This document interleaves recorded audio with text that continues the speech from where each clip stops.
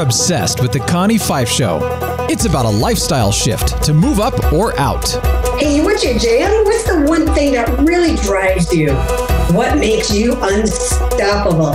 It's about opening a new door to live your dream. People give up way too early on their dreams. It's about enjoying the journey. It's about keeping it real. Damn, now the interviewee is interviewing the interviewer. I like this.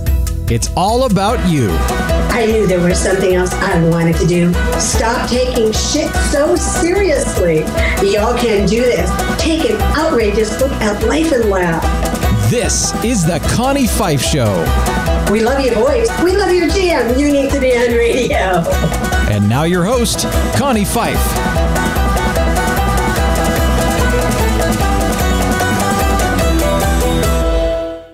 Hey everyone, I hope you're having a great week. This is Connie Fife, your unstoppable diva, and you are here with the Connie Fife Show. We are super excited because every single week we get to bring you those who we refer to as the crazy ones, the folks that have really put themselves out there as lifestyle entrepreneurs. They have built businesses and they're doing their thing and they're doing exactly what they love to be doing. And they're here to help you do the same. So today we have with us, he was an actor. He was in the entertainment industry for over 20 years. And then he turned from that industry to an executive career and job search coach. Definitely a big difference there. So we're going to learn more about that in a couple of minutes. He's also an award-winning author. He's won over 10 international and national awards. So I'm really curious to hear more about that. And he is a national speaker. And as a speaker, he is sharing more on your career search and what that might be and what that looks like for you. So let's bring in right now to the studio, Nathan Perez. Hey, hi, Connie. Thanks for having me on the show. I'm really excited that you're here. I was looking through a lot of your information. And one, I know we want to talk about your book, The 20-Minute Networking Meeting. I want to make sure folks see that. But what I was really curious when I first saw networking, I thought, well, people used to tell me I could work a room like nothing else. And then I started thinking, okay, what is networking? How has it changed? Because, I mean, nobody's worked a room for a very long time now because of COVID. Right. So what does networking look like in the new space, in the new COVID space? Right. It's a really good question. Maybe let me go back to for what you first said. What is this networking thing? Yeah. We hear about it all the time, right? We hear about it all the time, and you're supposed to do this and you're supposed to do that. And there's your goals and how many people and so forth. But maybe we should start with actually what networking is not. Because I believe what it is not is what most of us believe that it is. And what networking is not is being all, slick and smooth and being to the salesy, and dropping names and all that sort of thing. Right. But what we've done though is that we've networking sort of has a negative connotation to it, and I think what we've done is we've sort of pinned behaviors to the word. So because some people could do it well, and there's other people who just totally run away from it. And it's like, I can't do that. So we're going to redefine what that word really means. So it's not about being slick and smooth and salesy and all those different things. What it really, really is just the obtainment of information and information exchange. That's all that networking really is. Now, there are many different purposes for networking and many different outcomes for networking, but if you really think about a networking meeting, from the beginning of that meeting to the end of that meeting, it's just the information. And from there, we take that information and then we do what we do with it, which brings us to the outcomes. But really, it's just about the obtainment or the exchange of information. Okay. So, and I've done networking training with people, something that we're so afraid to do it. And like you said, just obtain information. And networking events really aren't the place to sell. It's to build those relationships. So something as simple that I would say to people when I did sales training, and I would say, put 10 pennies in your pocket or even 5. And before the end of the night, I want you to very strategically select who you want to talk to. But like you said, collect that information, ask them questions, make it about them. So, Right. so then When it comes to, I was going to say, when it comes to a networking, like even a networking event, if you were there to be salesy, then really you've turned it into a sales networking event or a sales event, because that's what you're really doing. But when it comes to networking and just the obtainment and the exchange of information, well, then that opens the doors wide open to whatever you want the networking to be ultimately. So if it's around job search and career development, you may be talking to people and asking questions about what their organization looks like, how it's structured. Maybe they worked at different organizations before that. You'd learn more about those different things. But then when you walk away from there, you have information about those organizations. So a case in point is that if you learn that a company is beginning to expand or they're growing, that should tell you a lot about, well, hey, there might be job opportunities. If it's for sales or business development, you might learn about how individuals or maybe even their organizations, if it's like business to business, right. if they're expanding or growing, then they might need services or products, but it's still coming from the information. And I don't want to forget the COVID thing. Do you want to come back to that, or should I mention that? Let's hold that for a minute, because I did want to ask, and again, I was reading in your book too, that networking is so important. And you even mentioned that 70 to 80% of jobs are obtained through networking. Yeah, 70 to 80% of jobs. It's kind of a crazy thing. So, and that comes actually from the US Bureau of Labor Statistics. Between 70 and 80% of jobs come through the people that we know. And of course, the people that we know comprise our network. And anybody that we might meet through them is actually our extended network. Now, we hear statistics and numbers like all the time, but this is a really important one. And if it didn't really strike you, then here's a different way of looking at it. 70 to 80% of all jobs are not posted. Okay, 70 to 80% of jobs are not posted. And what this makes up is what's called the invisible or the hidden job market. And, if you've not heard of it before, for those of you that are listening or watching, it's 70 to 80%, right? Not posted. What that means is that if you've ever had an experience or know somebody who's had an experience where they say, I can't even get a phone call, much less an interview. Right. This is why. Yes. So 70 to 80% of jobs. There was another point that I wanted to bring together with this that kind of pulls the whole point together. It kind of escaped my mind. But this is why the relationship building is so important. The other 20 to 30% of jobs that are available and posted online are your competition. So if you could just give a couple tips. So you're saying the jobs aren't posted, 80% are not posted. I'm someone who's looking for a career, say with a publishing company. How would I go about then building that relationship with someone within that company or within that field, that area of expertise, so I can land that job? So if it's not being posted or published, how do I find out about it? Right. So the idea is LinkedIn is a really, really great tool for this. It works on the premise of 3 degrees of separation. And believe it or not, more often than not, we somehow are one way or another connected to them, to that person through that 3 degrees. Now, there's such thing as going to a complete stranger first.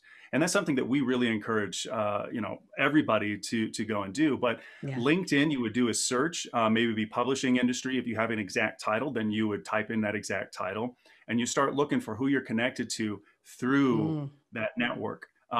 If you find someone who directly works there, what will happen is it'll pop up in the profile and you'll see other people that you have in common. And then from there, you can ask for what would be called a warm introduction so that person may introduce you to that other person. Right. But if you had absolutely no connection, then you would go to that complete stranger. And since we're talking about tips, what I would say here is a cold message, a LinkedIn or even networking request needs to be all of about 4 sentences long, 5 sentences tops, because time tends to be the deciding factor when it comes to accepting requests. So in an email, what you would just structure out is who you are, what it is you're looking for, how much time you need, and just that, you'd like to ask 3 or 4 questions about something. Right. And the reason you want it to be short is, any of us have been in this position where we get an email and it's really, really long. Yes. But if time is the deciding factor, Yeah, exactly. People look at it and go, oh, I don't know if I have time to read all of this right now. But a short email will allow someone to read it just to knock it out of the way as something that can or can't be dealt with right now. And if Mm-hmm. your email is specific in the way that I said, who you are, what you're looking for, what you want to talk about, 20 minutes worth of time, then it's really, really specific. And people tend to go for those meetings. 20 minutes is not a lot of time altogether. No, it's not. I mean, people want it quick, they want it fast, they want bite-sized nuggets. And again, myself, I get those emails all the time. And literally, if it's past the first paragraph, I'm honest, I'll admit to it, I'm like, delete, because I just don't want to read through that any further. Tell me who you are really quick and get to the point, get my attention. And that's what really works. And especially on LinkedIn, you're only allowed so many characters, and they do that intentionally. So, Right. So you don't get long, so you don't get lengthy. And we do the same thing with the show. Our show used to be an hour long, and we used to be on live radio. We moved it down to 20, 30-minute stops. So we have time for, our sponsors. And so that's it. And again, it's really giving those nuggets. So speaking of those sponsors, we need to take a really quick break so we can hear from them, and we'll be right back. The Connie Five Show is heard everywhere. You can find The Connie Five Show on most of your favorite networks. It's time to now recognize and thank our major networks for all of their support. In the house, we have Conscious Business Radio, C-Suite Radio, Transformation Radio, iHeartRadio. We are also heard on Google Play, Apple, Radio, Stitcher, and so many more that I just can't keep up with them all. I'm Connie Fife, your unstoppable diva. Learn more about our gym and how we can work together at my fancy schwanky website, ConnieFifeShow.com. I'll see you over there. Until then, like, share. Now back to the show. We are back. And, some of the other work that you do, I just want to come back to and let everybody know that we are talking with Nathan Perez about the 20-minute networking meeting, one of his award-winning books that he is out traveling the country and speaking about it right now. Nathan, I know that you're doing a lot of online programs as well, but I was really curious. Your book comes in 4 different editions for the executive, the graduate, the professional, and the veterans edition. Right. What's the difference? I mean, how is that messaging difference for these different, layers of individuals? Right. Okay. Simply put, they're exactly the same book, but written in context for each respective readership. So for example, executives, for someone who's got 10 plus years of executive leadership, maybe P&L team, whatever it may be, probably wouldn't want to read a book in context for veterans, where it's aimed more at people who are coming out of the military or the civil workforce into the civilian workforce. And same thing with graduates. So they're actually all the same. There's a bunch of stories, there's a ton of examples, and a lot of expert advice that are throughout. And literally from book to book, they're all in the same spot, but they're just different stories and different examples that speak to each different reader. Oh, that was excellent. That was an excellent way of breaking it down, because again, like you said, everybody has their own verbiage and what they're looking at, or their different level, in their career. So yeah, that was a really great way to break that down for them. So where do you see the industry going? I mean, even pre-COVID and, this past year, we've been going through all of these changes and the new normals that we talk about. Where do you see the industry going for people who are looking for that job, for that position in corporate? What are your suggestions for them as a career coach? Right. Okay. So first of all, I have to say that COVID has changed there's a 2-part, has not changed networking. If it has changed networking, it just means that it's gotten better. And for a couple of different reasons. First of all, it's the tech, and then there's pandemic boredom. The tech, so this is where it used to be, and this is where it is now and where it's going to go. Okay. The tech, I was using tech for meetings online, video for a while there, but most people were kind of like, let's just do the call. We can just do the call. Okay, no problem. Then the pandemic happened, And anybody who was not even familiar with the technology really didn't have a choice but to begin to learn the Right. technology. So at this point, and that's not just professional, that's also personal, where families felt like, we can't go over to grandma and grandpa's right now and so forth. We started to learn the video. So Mm-hmm. now most people, and when I say most people, I mean around the world, whoever has a device they've already gotten used to this whole thing. Then there's the pandemic boredom, which is simply to say that we all kind of got, locked up and locked in, and we haven't been social in the same ways, not in the workplace, not at the Yeah. coffee shop, or even just roaming around to the grocery stores, right? Mm-hmm. And so now the combination between the technology and then the boredom leaves a really great opportunity to network, because we have the convenience of being at home, complete control over the day. We Right. can work when we want to. The commutes aren't there in the same way. And because Mm-hmm. we haven't been social, even networking with complete strangers has completely changed in a good way, because people are willing to meet. It's just the Mm. time. Now, where this is going to get very interesting Yeah. because of the familiarity of the tech, Mm-hmm. right? But then also 5G has been flipped on. We're going to Yep. see and hear more and more about it. I'm hearing talk actually around 6G already, and 5G is about 25 times faster than the bandwidth that we have right now. So what this means is this video thing, if you run into kind of hitches and whatever when you're doing the video thing, that's going to go away. And the speeds are going to become so much faster that it's going to be very common to see people walking around in the park and wherever they are just doing full on video. Right. Some of the younger generations are already doing this because Yeah, they're they're kind of they're growing right. They're already doing that. And all over it. actually, my service provider just sent us a new box last week and said, "Here's a new box because what you have now isn't going to keep up with the new 5G technology." So, Bingo. yeah, so we already So this is installed going to that. grow. Yeah. Yeah, and the thing is that all of our tech as it is meant to more or less mimic human behavior. Right? So, for an example, if you and I were usually meeting at the coffee shop, Hmm. well, now there's video. So we can still Right. have coffee, but we're still seeing each other face to face, which Right. is very important. So, as this network and the speeds get faster, the next logical moves, and this is already happening, would be virtual reality. Yeah. So, in a coffee shop, I see you and I see everything else that goes around like this. But Hmm. at the moment, now I just see you. Virtual reality in time is going to allow us to see And to more and see more of the everything environment. else. Yeah. So this is going to grow. Yeah, this isn't going away. This is going to definitely go So down how that route. so let's go jump back to then the question we had before about the virtual networking. Yeah. So how is that all being impacted? And especially you talk about the impact of networking, for so many things, from business to personal. So how is that affecting on the networking that way? How is the tech affecting, or what exactly? Well, the networking, because you talk about networking and how important it is. So virtual networking, and we, in a sense, we can say we were already doing it.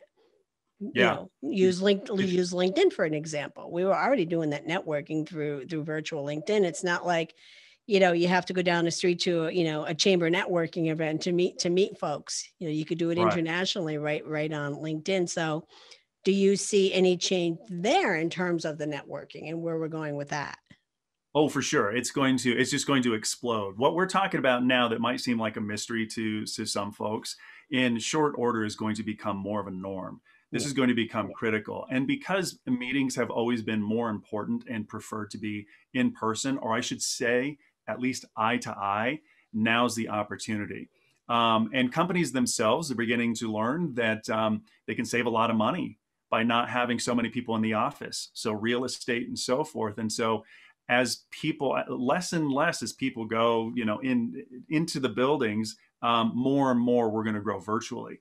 So this is huge. This is a big time, I and think it and, and is we can huge, right? expect it. And it's changing the way we work. And I'm not too far from Washington D.C., so we happen to be down that way recently. And you've seen all of these buildings that have for lease.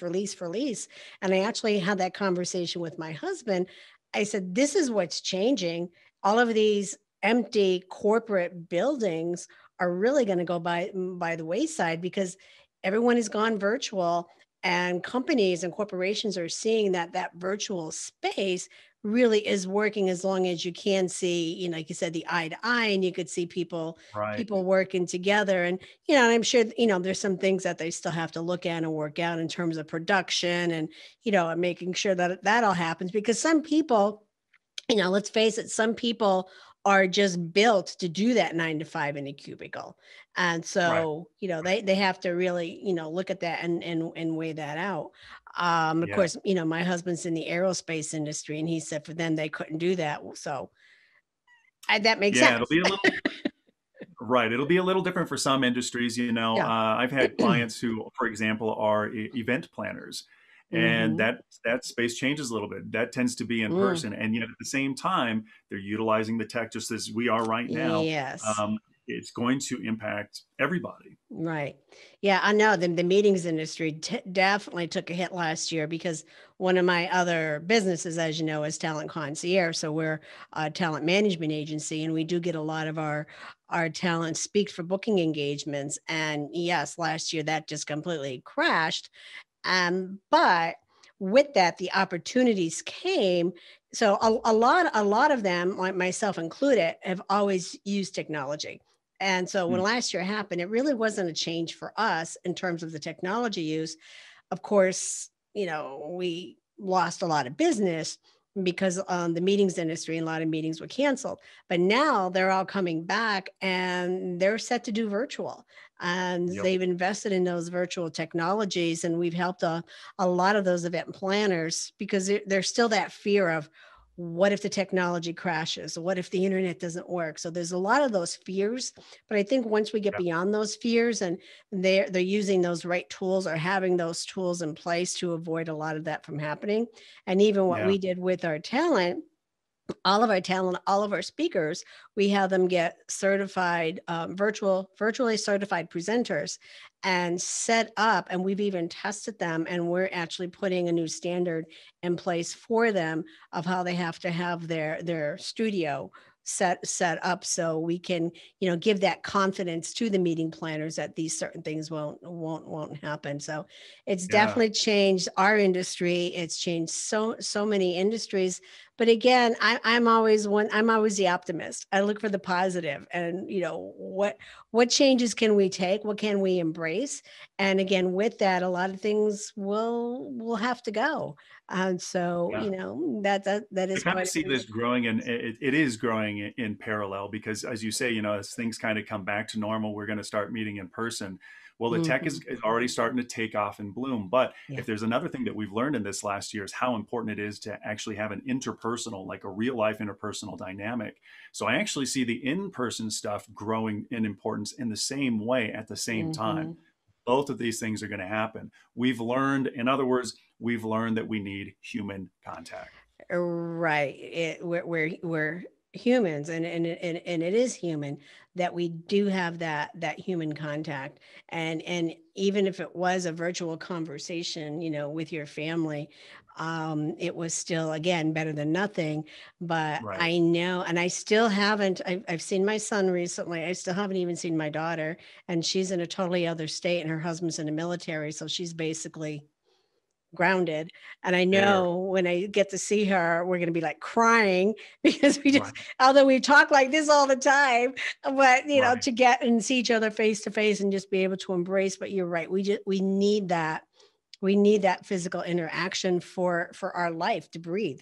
We just have to have that. Yeah, it's absolutely true. I'm watching, I've heard lots of stories. I'm sure you have too. I'm sure we all have, that people who haven't been able to see each other. But, if we tie this back into networking, a cornerstone of networking is relationship building. And you Right. can build somewhat of a relationship, over video. But I think everybody would agree it's a different, same conversation, two different places, over video or in person, and it will become a different discussion. It will. That vibe and Mhm. the energy that is between the two people is critically important to Yes. relationship building. Right. So I would say maybe you could get to know someone over video. Hmm. There's some familiarity and those kinds of things, but when you're in person, just a different thing. And I And don't think right. you can let go of that. No, we can't. We just can't ever let go of that. You're absolutely right. And I've made many relationships, even with my clients through video. And we have an event coming up in May, and I will determine, I will have my shot before I go there, because I'm going, because we're also going to be visiting clients at the same time. And I just, we feel like we're so close to them, but yet we've never met in person. Right, right. That's exactly it. Even over the over the days on the phone. Oh, I can't wait to meet you in person. This will be Yeah. so great and so forth. And I've had a couple of jobs over the years where like a year, 2 years had passed before I actually met those people, Yeah. and it is a joyous moment, even though you've been talking forever, but you Right. get to see them in person. Yes. And it's like an old friend, when you see them in person, it's like, It an old really friend that is, you're yeah. catching up with. So I know we're digressing here. But all of the, I know, but it's okay. It's okay. Anything That's right. goes here. That's right. We do it. We're the So we crazy do. ones. Right, we're the crazy ones. So I do have a couple things. Now we have to shift, and Yep. in the hot seat. Oh, So yes. So a couple of questions. We start easy. So if you can okay. finish this sentence for me, I am unstoppable because. Of my attitude. Okay. You want more of a sentence than that? No, that's good. No, your All attitude right. is good. Love it. I love it. I love it. What do you think, in your opinion, what is your opinion that the greatest challenge we have in the world right now? The way that we listen to each other and the way that we speak to one another. I think all the time we ask each other questions that are like the everyday normal questions, but we really don't listen to what's being asked. So for example, how are you? How is your Mhm. morning? How's the day going? And we tend to go, it's like a black or white answer that we end up giving. Yeah. Yes, no, good, bad, right? Mhm. But if we were really taking care about how we ask a question, how has your morning been? Right. And we answer the question, my morning, my weekend hasn't been so great. Then we're giving forth more information, and that allows more Mm, communication. But right now, and it does. I think that's what we need to focus on. Yeah. Yeah, and it does, and it definitely does. So all of the work that you've been doing, is an incredible work. Will you ever be satisfied with what you're doing? I think the answer is I am satisfied with what I am doing, but I'm not done. I think I'm just getting Okay. rolling.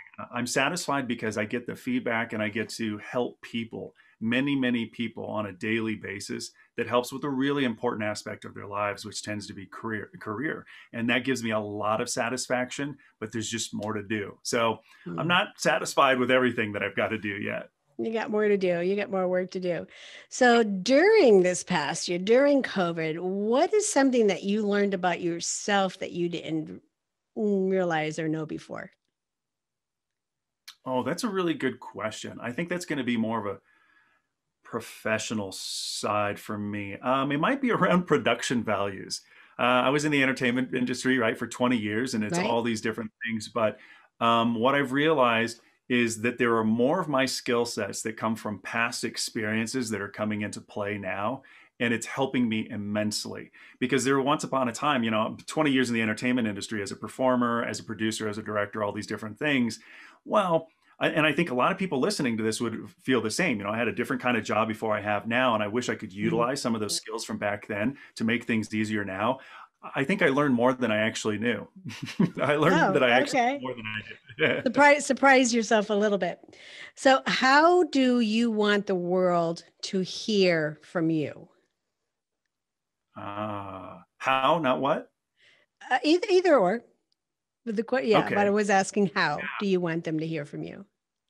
I think what I would like the world to hear from me is that relationships and relationship building is the utmost importance of everything that we've got to do. We need each other, and we all know different stuff, and we all have different experiences. Right now, I think there's sort of a fear that other people don't want to help us. Mm. That people aren't willing to help, but by nature, we do. That is the message.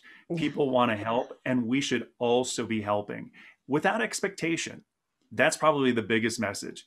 Because once that gets through, if anybody has ever had the experience where you've offered help for someone and you can see the expression on their face, so the gratitude for that, and vice versa, if you've ever been helped by somebody, the feeling of gratitude, what it makes you feel is that you want to do that again for other people. There's no cost. It's just time and the knowledge that you might have.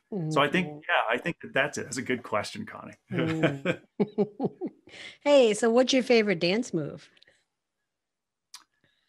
Dance move. I can say that my favorite dance might be salsa. I'm not sure if there's a single move in salsa, but I would say salsa. You're not going to give us a demonstration. No, not right now. Well, if there was a song about you, then what would it be? Oh, if there was a song about me, it would be a song. Gosh, it's going to keep going back to this relationship building. So it'd be like a country song or like an old blues song that would start with life looked like this first. And then it got like this next. And then it got better. And now it's the best. Ooh, awesome. Awesome. Awesome. So you have a lot of incredible things going on right now, Nathan. So what's next? Where do you go from here? Yeah, so I'm actually beginning to create my own podcast, and I have 2 books that are on the slate. One of them is going to be kind of a companion and follow up to the 20-minute networking meeting where we get a little deeper into what networking is really all about and how to look at it a little differently. And then I'm actually going to probably return to my roots and get back to a fiction book. I have about 10 years worth of notes on a very specific book that I want to write. So that'll probably be next for me too. Oh, pretty cool. Pretty cool. Love to hear more about that. That's about it that we have for today, Nathan. I feel like we can just keep on talking. Really love chatting with you, but why don't you let our listeners know where they can learn more about you and also grab a copy of your book? Yeah. So you can find the books on Amazon. You can get them through the Kindle app. You can get them on iTunes, Barnes & Noble. You can order it from any bookstore. If you'd like an audiobook version, and this is where you can also find me, you can find that at nathanaperez.com. And there's a separate book site that is 20mm.com, as in the 20-minute networking meeting. And LinkedIn. Find me on LinkedIn. I post a lot of material there too. You certainly do. I know we've connected on there. So Nathan, I want to thank you for sharing. Thank you for being here. And you're just a joy to sit here and chat with. I just feel like we're, again, just chatting with an old friend. So you're always invited back. Oh, thank you so much, Connie. I really appreciate you saying so, and I appreciate you having me on the show. So thank you too. No, that's great. So thank you all for being here. This is Connie Fife, your unstoppable diva. And go out this week and be kind to yourself and be kind to your neighbors. Just lend that helping hand because you just don't know what someone will need. And like Nathan had said, sometimes you reach out to somebody and you say, hey, how's your day? And they're just going to say, hey, great. But really, sometimes you need to dig down just a little bit more because, again, you just never know what they're going through. So I'm Connie Fife. You're here listening with us on the Connie Fife Show. Have a fabulous week, and we'll see you next time. And remember, we are unstoppable together.